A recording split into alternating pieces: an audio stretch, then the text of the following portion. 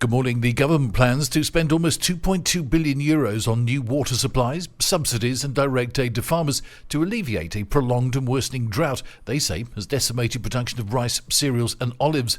Environment Minister Teresa Ribera said yesterday that her ministry would spend €1.4 billion to build new infrastructure such as desalination plants to double the reuse of urban water and reduce the fees and tariffs. She did not, however, give a timeline on when the plans will be ready.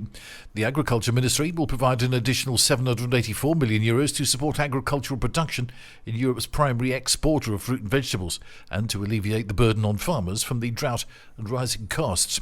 The package also includes a ban on some outdoor working during extreme heat conditions between mid-June and mid-September to try and adapt to the effects of climate change. Spain is suffering from a long-term drought, with the driest start to a year since records began registered in the first 4 months of this year. Rice cultivation will be abandoned in Andalusia, whilst the viability of fruit trees in Andalusia, Murcia, Valencia and Catalonia is seriously threatened, and many farmers will be forced to uproot them. One of the UK's most wanted men has been caught after being on the run for 7 years.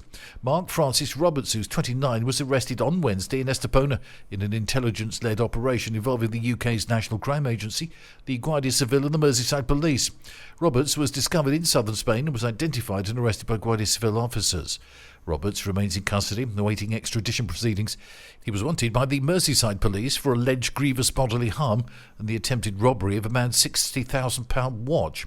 Roberts featured in a Most Wanted campaign run by the National Crime Agency, the independent charity Crime Stoppers and the Spanish law enforcement, which targeted fugitives with links to Spain and the Canary Islands. He's the 8th fugitive to be arrested from the campaign. 6 men remain on the run. And Portugal and Spain signed a new treaty of friendship yesterday that affirms the shared values and updates the cooperation instruments according to the two governments. Both the governments welcome the new treaty, which replaces the first one signed between them back in 1977. Lisbon and Madrid justified the need for a new treaty because during the 40 years that the 1977 treaty was in force, Spain and Portugal became consolidated democracies, became members of the European Union, are allies in NATO and are partners in the Ibero-American community. That's the latest from TRE. I'm Bob James.